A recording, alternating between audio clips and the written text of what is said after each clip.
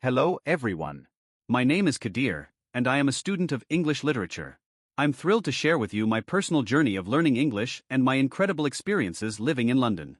Whether you're struggling with English or just starting your own journey, I hope my story will offer you insights, motivation, and practical tips. Grab a comfortable seat, maybe a cup of tea, and let's dive into how I turned my language challenges into an adventure of a lifetime. Initial experience. Let's rewind to the beginning of my English learning journey. Picture this: I was a complete beginner, feeling overwhelmed by the vastness of the English language. I remember one particular day when I was traveling on a train, and there were two women sitting across from me, chatting away in English. The way they spoke seemed so fluid and effortless, and I found myself struggling to keep up.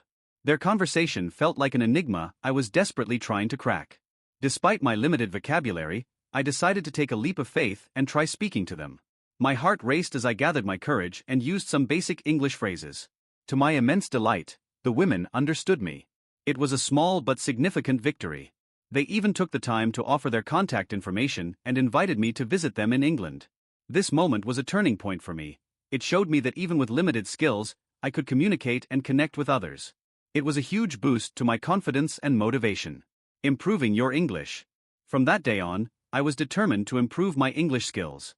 I knew it wouldn't be easy, but I was ready to put in the effort. My approach was multifaceted. I started by translating texts from my native language into English, which helped me build a foundational understanding of grammar and vocabulary. I also immersed myself in English language media. Movies, TV shows, and podcasts became a daily part of my routine. I found that watching films not only improved my listening skills but also made learning more enjoyable and engaging. Every day, I set aside time for practice. I would read English books, write journal entries, and try to speak with anyone who was willing. Over the next 6 months, I could see the fruits of my labor. My comprehension improved, and I felt more confident in my ability to communicate. My English was far from perfect, but I was ready for a new challenge. That's when I decided to study English in London, a city known for its rich culture and vibrant atmosphere. First day at school. Arriving in London was like stepping into a dream. The city buzzed with energy, and I was eager to start my English classes. My first day at the language school was a whirlwind of emotions. The school itself was a lively place, filled with students from various corners of the globe. I was both nervous and excited as I walked into my first class. My teacher, a young and encouraging woman, immediately made me feel welcome. She introduced us to her teaching philosophy, which was refreshingly different from the traditional approach. Instead of relying solely on textbooks, she emphasized the importance of using English in practical, everyday contexts. We wouldn't just be learning rules and vocabulary, we would be engaging in conversations, role-playing real-life scenarios, and using English actively. Effective learning techniques. The teaching method was based on the idea that language learning should be an immersive experience. One of the key techniques we focused on was integrating English into our daily lives. My teacher encouraged us to read for at least 30 minutes each day. But here's the trick: the texts had to be interesting. If you're reading something you're passionate about, you're more likely to stick with it and absorb new vocabulary naturally. For example, I started reading novels and articles on topics I enjoyed. Whenever I came across unfamiliar words, I would look them up in the dictionary. This practice not only helped me learn new words but also improved my understanding of how words fit into different contexts. It felt like a puzzle. Every new word was a piece that completed the picture of my language skills. Another essential technique we learned was shadowing. Shadowing involves listening to native speakers and mimicking their pronunciation and intonation. It's a bit like echoing what you hear, which helps improve your own speaking skills. We practiced with audio recordings and videos, trying to match the rhythm and tone of native speakers. This method was incredibly effective in refining my pronunciation and making my speech sound more natural. Additional techniques. We also explored the technique of thinking aloud. At first, this technique seemed a bit unconventional. The idea is to verbalize your thoughts in English as you go about your day. For instance, you might say things like, I need to go to the store, or I'm feeling tired today. Initially, I struggled with this because I was used to thinking in my native language. However, with practice, it became more natural. Thinking aloud helped me become more comfortable with expressing my ideas in English and reduced my dependence on translating in my head.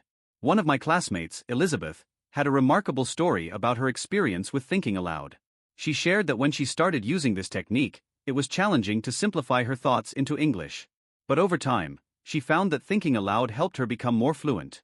She recounted how she was able to hold conversations with native speakers without constantly translating from her native language.